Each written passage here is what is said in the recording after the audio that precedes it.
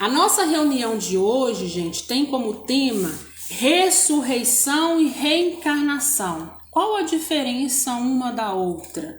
O que difere uma da outra? Na doutrina, onde nós vamos encontrar? Então eu já vou dizendo para vocês a referência bibliográfica para quem gosta aí de fazer um estudo mais aprofundado, de voltar lá para poder fazer as leituras, né? Então a nossa bibliografia da nossa reunião de hoje é o Evangelho segundo o Espiritismo, no capítulo 4 e 11, o Livro dos Espíritos, segunda parte, capítulo 5, o livro A Gênese, capítulo 15, itens 37 a 40, livro Boa Nova, Psicografia de Chico Xavier, pelo Espírito de Humberto de Campos, capítulo 14, a lição de Nicodemos. Eu espero conseguir levar a vocês o máximo de entendimento possível.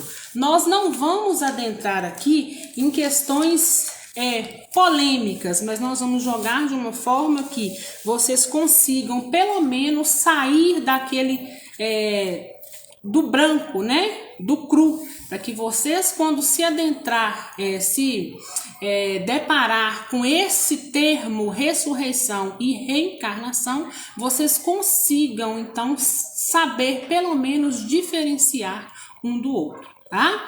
Então vamos lá, vamos começar pela reencarnação, que a reencarnação é um tema já muito falado aqui por nós, né? E bem mais fácil da gente começar dentro desse caminho para que vocês possam entender. Então, o que é a reencarnação, né?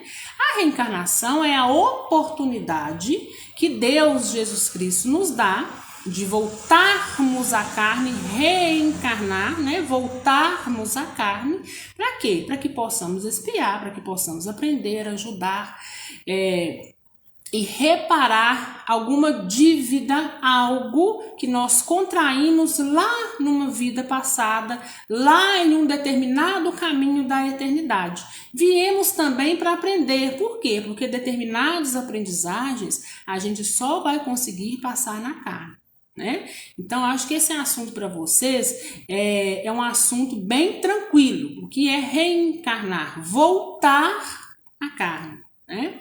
Entramos também naquela celeuma, né, Ana? Quando que começa a reencarnação? A reencarnação começa desde a concepção. A reencarnação começa, né? Vamos voltar aí um pouquinho, que eu acho que eu me excedi. A reencarnação começa num projeto reencarnatório, lá no mundo espiritual, junto com a equipe dos engenheiros siderais que vão sentar com você, vão fazer todo o seu projeto reencarnatório. Por que é necessário esse projeto reencarnatório? Porque vocês há de convir comigo que nós, no nosso caminhar, nós temos dívidas, aprendizagens, expiações, provas. Então nós precisamos de determinado grupo de pessoas diante do nosso convívio para que muita coisa seja reparada, para que muita coisa possa ser sanada, aprendida e reparada. Então esse projeto é feito para quê? Para que você volte juntamente com aquele ciclo de família, de amigos, de companheiros, a qual você necessita para poder estar dentro de algumas dessas condições, que são as provas e expiações, reparações e aprendizagens. Então isso precisa ser arquitetado, porque de nada adianta a gente reencarnar se aquela pessoa ao qual eu preciso reparar um determinado ato não se encontra na Terra, ainda está no mundo espiritual. Então existe todo um cronograma, quem vai primeiro, quem vai depois, dentro das possibilidades que nós precisamos para poder fazer essas devidas expiações e reparações. Tá? Então, primeiro é feito isso. Quando você tem o aval, olha, está na hora de você reencarnar, você passa pelo corredor do esquecimento por misericórdia divina, né? É Deus nos dando a misericórdia de esquecermos do passado para começar do zero. Por que começar do zero? Para que quando nós nos encontrarmos com os nossos desafetos, a gente não se esquive de cumprir a nossa missão. Então, isso é a misericórdia divina. Então, às vezes, um desafeto vem como seu filho, para quê? Para que através do amor que você aprendeu a nutrir por ele, na sua volta para casa, ao saber do seu passado, você possa, então, ter conhecido o lado bom daquela criatura e dispensar a ele, então, o perdão. E aí sim, está findado uma dívida que vocês construíram lá no passado. Tendo passado por esse corredor do esquecimento, o que vai acontecer? O espírito vai estar ligado à mãe e ao feto desde o momento da concepção. O que nós precisamos nos atentar, eles estão ligados a um espírito de criancinhas? Não, são espíritos adultos, né? Então, com conhecimento e com entendimento daquilo que vão passar. À medida que vai chegando o momento do nascimento, né, é que o espírito vai adentrando, né, o fio prata, que antes era tão sutil, à medida que vai se aproximando do nascimento, ele vai se fortalecendo ainda mais, ficando assim mais difícil de se romper. Então ele vem à medida, por isso que é muito comum espíritos nos primeiros meses, alguns espíritos, né, causas de aborto espontâneos aí, serem espíritos que desistem do reencarne, né, mas eles conseguem essa desistência porque o fio prata ainda está muito sutil, muito vulnerável, né, então ele se desfaz muito fácil. Então, caminhando aí no rumo da reencarnação, está ligado à mãe e ao feto desde a concepção, nasceu, né, está então reencarnado, está apto aí num corpo físico único, né, moldado especialmente para ele, dentro daquelas necessidades que ele precisa. Nenhum corpo físico é igual ao outro corpo físico de uma outra encarnação. Ou seja, o corpo físico que eu me encontro hoje não é igual ao corpo físico que eu estive em uma outra vida, em uma outra encarnação.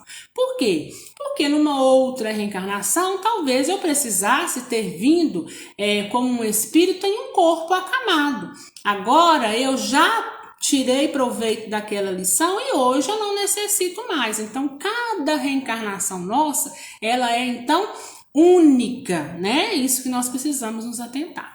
Então, passado isso aí, nós estamos então já nasceu, estamos reencarnados, estamos novamente na carne, mais uma existência, né? E nós então começamos a cumprir o nosso projeto reencarnatório. Né? Ana, quando que nós vamos deixar de reencarnar? Nós só vamos deixar de reencarnar quando nós alcançarmos a plenitude, alcançarmos o pleno desenvolvimento espiritual, para que nós estejamos então na classe dos espíritos puros, tá? Essa resposta que eu dei agora, vocês vão encontrar ela lá no Livro dos Espíritos, na questão 170, tá bom? Então vamos lá, deu para vocês entenderem aí, né, a reencarnação. E aí depois vocês já sabem, né, nós vamos passar aí por todo aquela aprendizagem que é inerente a cada um de nós. E nós vamos adentrar agora na questão do tema da palavra ressurreição, né? Muitos falam, a ressurreição é a mesma coisa da reencarnação. Então as pessoas confundem. Por quê? Porque a ressurreição, ela nos abre um parênteses que pode se dividir em dois tópicos, né? Então, o que é essa ressurreição? Primeiro, A ressurreição, nós temos que ter em mente, e eu até anotei, né, que o Emmanuel, ele trata a ressurreição como ressurgimento, como despertar, né? Em muitas passagens, em muitos livros dele, né, ele trata essa ressurreição como ressurgimento e esse despertar, né? Então, ele se dá de duas maneiras. Primeiro, né? O que é a ressurreição de fato segundo o Espiritismo? A ressurreição é a passagem, né, da vida material para uma vida espiritual. Nada mais do que o desencarne, né? Então vocês pensam assim, Jesus ressuscitou. Então quando é falado essa frase, Jesus ressuscitou, nós temos que colocar em prática então o que? O nosso raciocínio lógico, né? Jesus Cristo ressuscitou em espírito. Jesus Cristo ressuscitou em espírito, se materializou, né, na forma fluídica que ele tinha aos discípulos. A gente sabe que não é possível, depois de um corpo morto, um corpo material, carne, depois dela morta, né? É impossível um novo espírito habitar aquele corpo. Lembram que eu acabei de dizer agora? A reencarnação, o nosso corpo é único. Então, na ressurreição, não é possível que habitemos o corpo novamente, né? Então, daí vem-se a confusão. Por quê? Porque Jesus Cristo, por onde passou, Jesus Cristo perpetuou a cura, né? E então as pessoas confundem muito a questão da cura de Jesus Cristo com, eu até anotei, né?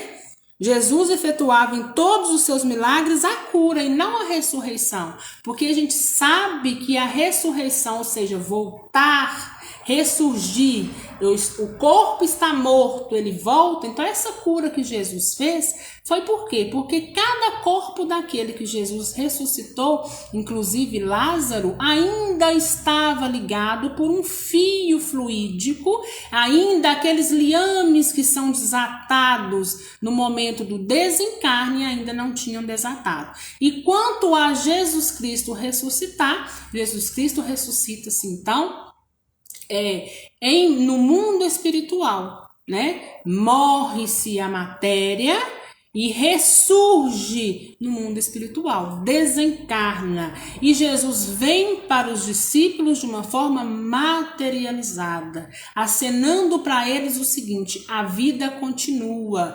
E por que a gente fala que ele se materializou? Porque lembra de Tomé, né?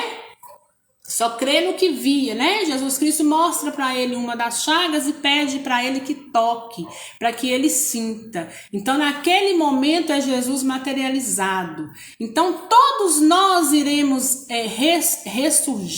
ressuscitar em espírito, sim, né? Com a diferença de que Jesus Cristo não precisa voltar à Terra, porque Jesus Cristo é um espírito tão grande, né, que nós somos muito limitados a conhecer o total poder de Jesus Cristo, né?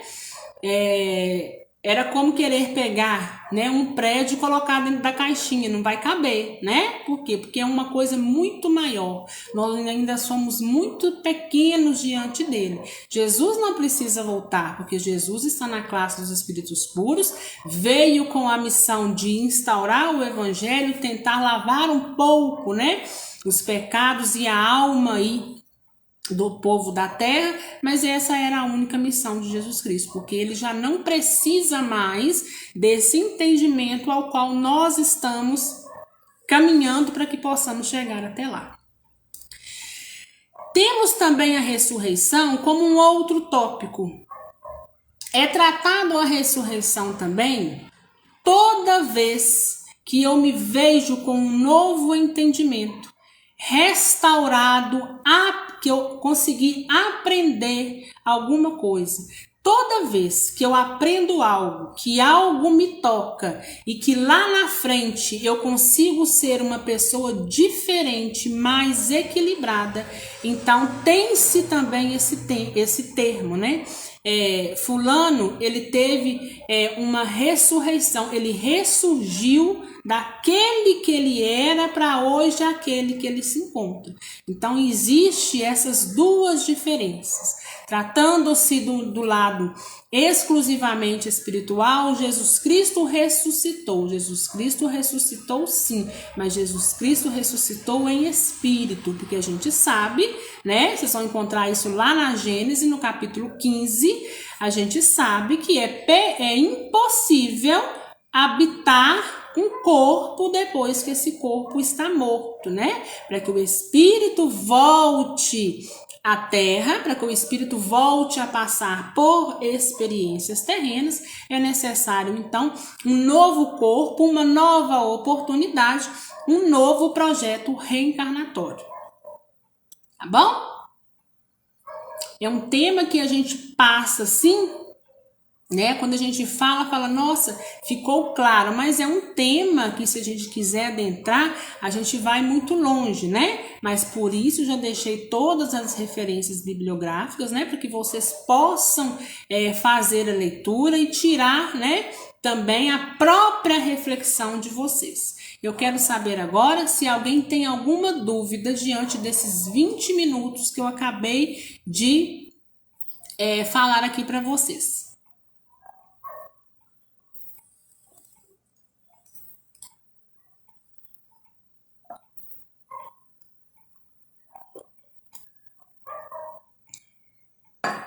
A Marisa Xavier está me perguntando o seguinte: Ana, quanto tempo para uma nova encarnação? É possível reencarnar na mesma família? Olha, Marisa,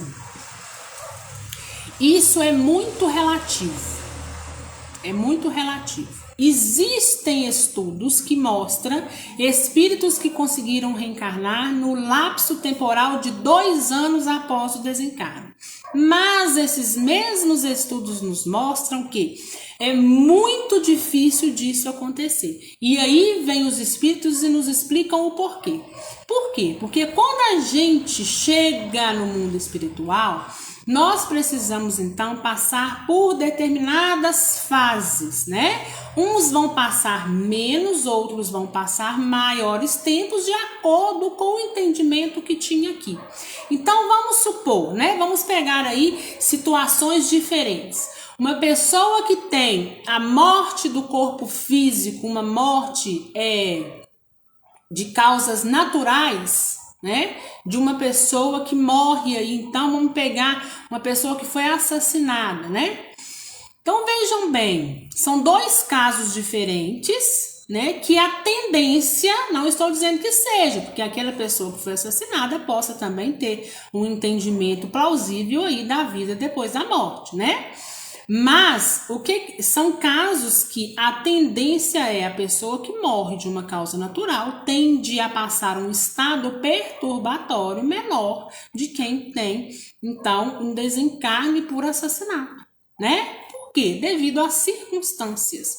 Uma circunstância o espírito que foi ali, teve o corpo físico assassinado, ele tem a tendência de ficar muito mais revoltado pela situação, pelo ocorrido, o acontecido. Ele pode não querer ir embora, ele pode querer ficar na terra e se tornar um obsessor ferrenho daquele que o assassinou, né?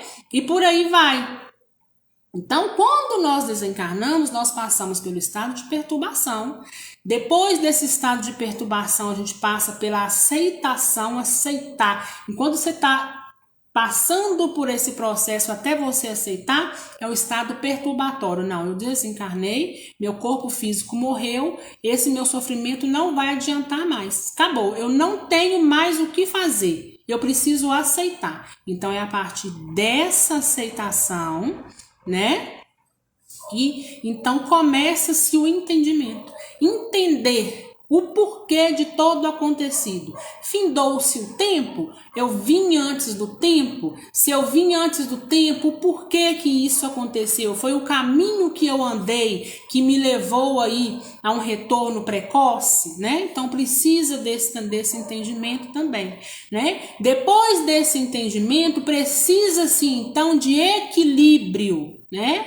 E somente depois de um equilíbrio restabelecido é que vamos, né, se preciso for, ter acesso ao nosso último projeto reencarnatório, fazer um balanço de tudo que aconteceu, sermos úteis do outro lado, ou seja, ter merecimento, trabalhar em prol para que a sua reencarnação uma hora possa acontecer. E outra, aguardar a volta daqueles aos quais você tem as pendências para poderem serem retratados. Então, olha para você ver que tanto, né, de requisitos aí que é necessário ter, né, para uma nova reencarnação.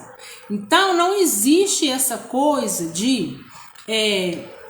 não é que não existe, é muito difícil essa questão. Ah, chegou, ela já está voltando, tá? Então, e hoje em dia a gente sabe, né, que os próprios espíritos nos contam que a fila do reencarno está muito grande, né? E ninguém passa na frente de ninguém. A fila está tão grande, de forma que há milhões de pessoas nessa fila aguardando, né?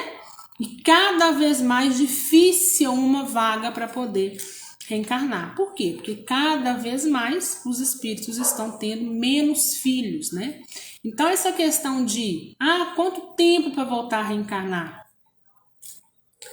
Né? Isso é muito peculiar a cada espírito, né? E precisa, né, de ter essa vaga, precisa de tudo se encaixar, né? O Roberto, por exemplo, né, desde a última reencarnação dele até agora, o Roberto não é um espírito puro, o Roberto é um espírito mais avançado do que nós, né? Por isso ele ajuda a reger essa reunião, mas o que acontece? Existe nesse lapso dele de uma reencarnação e outra, já se faz aí 100 anos.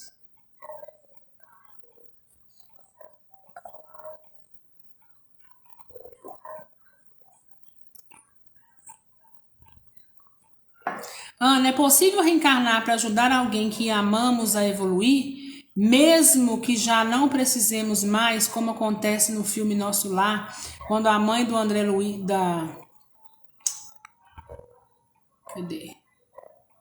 quando a mãe do Lísias decide reencarnar. Olha, veja bem, né? É possível a gente reencarnar para ajudar alguém? Sim, né? Perfeitamente possível, né?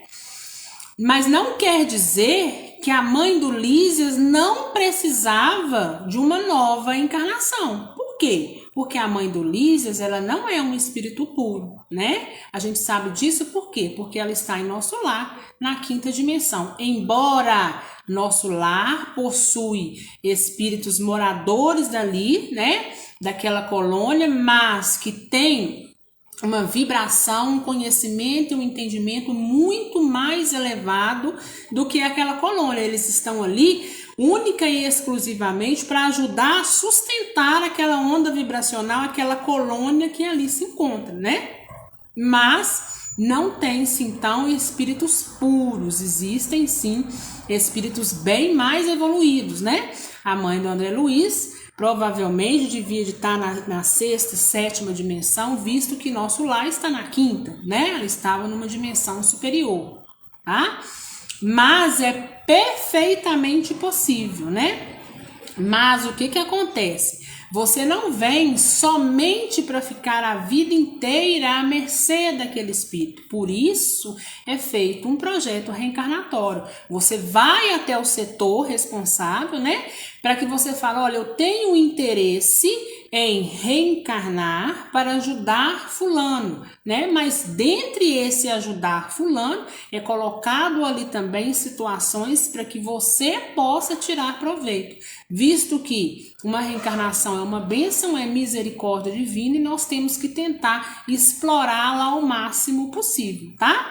Vejam bem, você que me perguntou aí sobre tempo de reencarnar, né?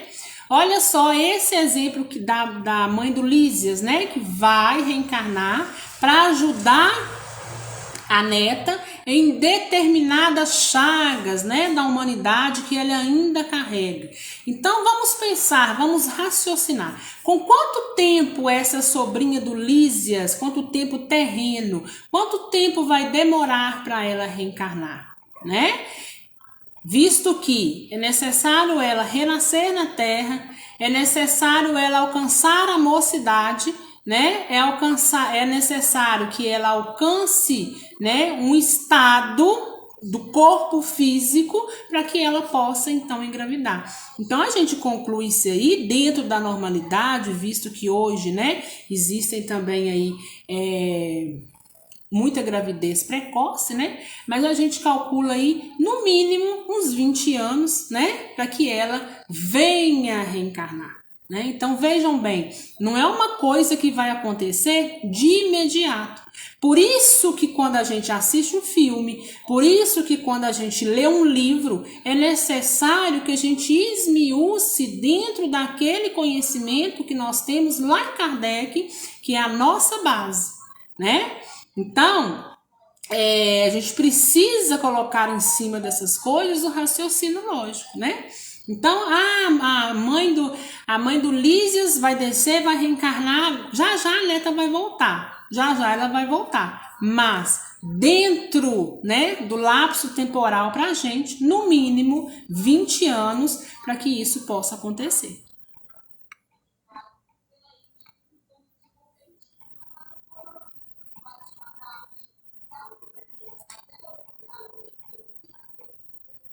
Gente, mais alguma dúvida?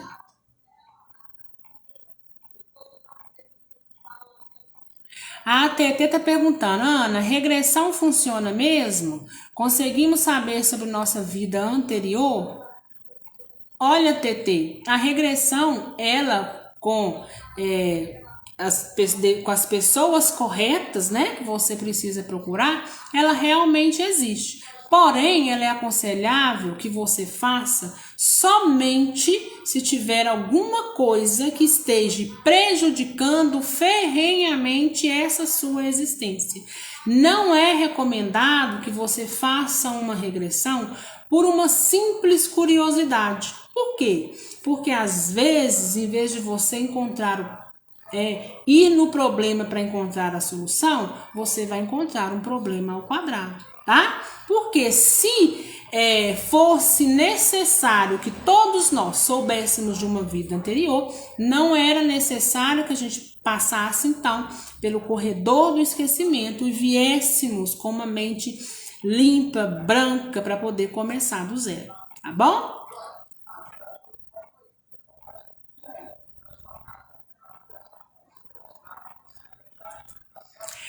Tem gente que tem um passado regresso tão ruim, né, que às vezes se consegue visualizar esse passado, tende a comprometer muito essa encarnação, tá?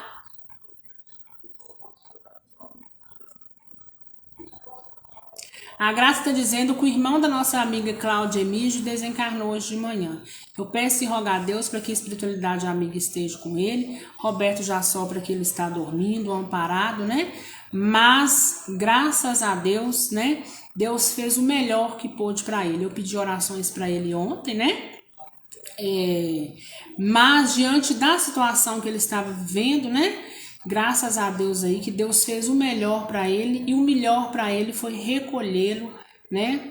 Eu ainda pedi ontem, né, nas minhas orações para que ele tivesse muita paciência, né? Porque no momento que a gente está hospitalizado, aguardando aí o desencarne, é necessário muita paciência, né? Do nosso corpo físico em relação ao espiritual em relação ao nosso corpo físico, né? Porque é momento ali não de sofrimento, né? Mas de muitas dúvidas que venham então aí a surgir, né? Vem surgindo as dúvidas, vai repassando, né? Toda uma vida, então até que o momento desses desligamentos, de desatar esses liames chega, né?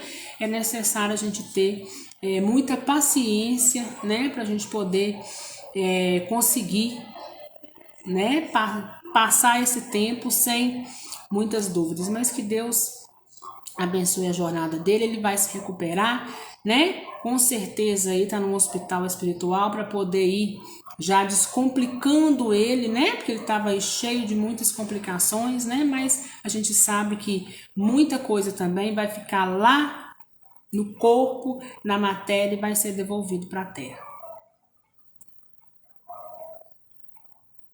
A Maggie Aparecida dizendo: eu não tenho medo de desencarnar, tenho medo de ir para o umbral, mesmo eu tentando a todo custo ser uma pessoa melhor a cada dia. Tem coisas do meu passado que eu não gosto nem de lembrar. Olha, Maggie, deixa eu dizer para você uma coisa.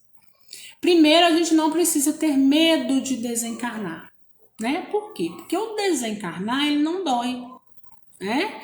Às vezes, muitas pessoas acham que, nossa, fulano desencarnou, né? Deus, ele é tão misericordioso que no momento do seu desencarne, né, você passa por uma suave brisa, uma onda como se fosse um sono, né, dando em você ali aquele sono, né, para que você ao acordar, ao despertar, você não aqui mais se encontre, né? Então aquele sofrimento, aqueles reflexos, por misericórdia divina, ele é sentido apenas no corpo. O espírito já não mais ali se encontra, né? Então, o grande problema hoje das pessoas quanto ao desencarne, né, é o que vão encontrar do outro lado. Então, o porquê que é tão importante nós termos entendimento?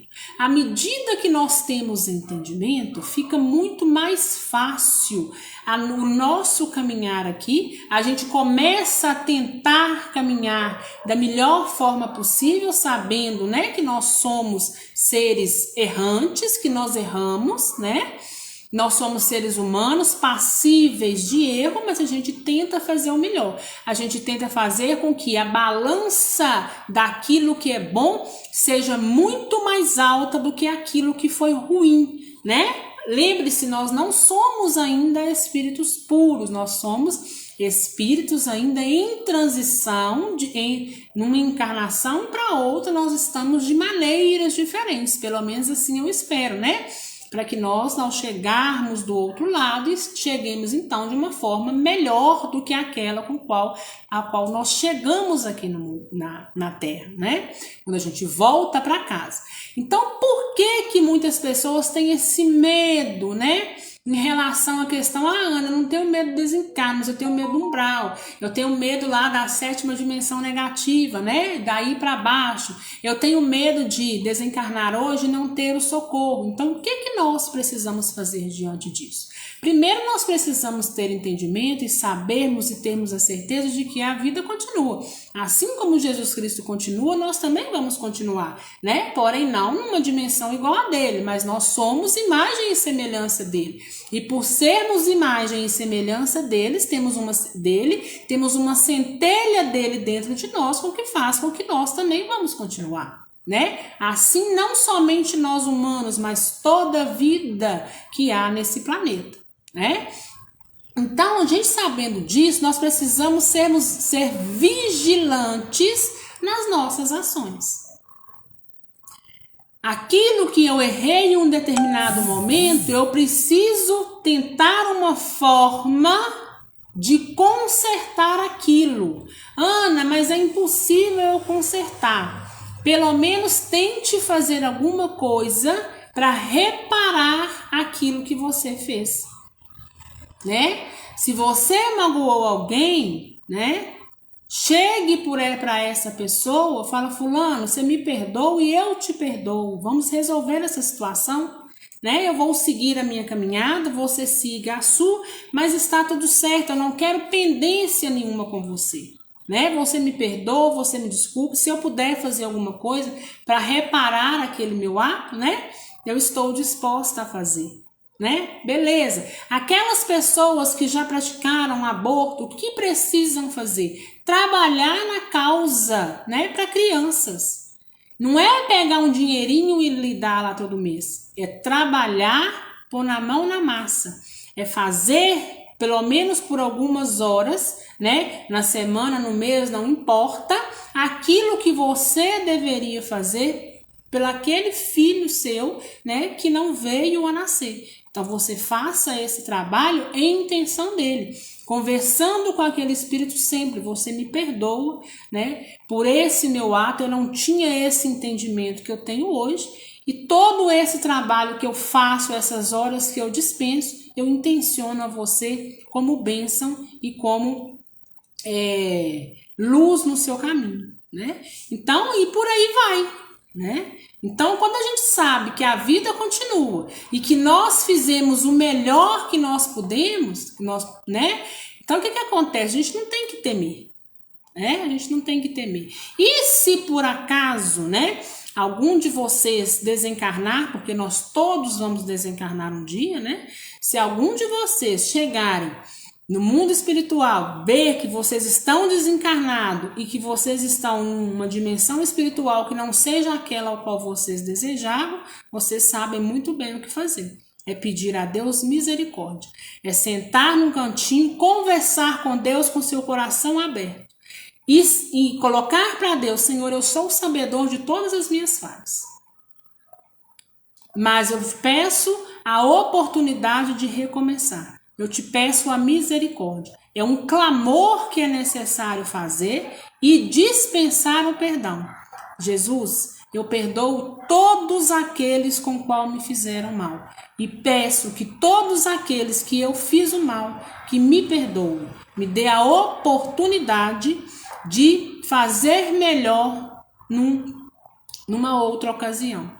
Com certeza, se esse seu clamor for do fundo da sua alma, com sinceridade, você não acaba de fechar a boca com a última palavra, já tem irmãos socorristas diante de você para te levar para uma colônia espiritual, para ali então você continuar com seu entendimento, com a sua dedicação, para que na oportunidade você possa então reencarnar, mas que antes disso você possa entender, equilibrar, trabalhar, para então aí encontrar a oportunidade de recomeçar.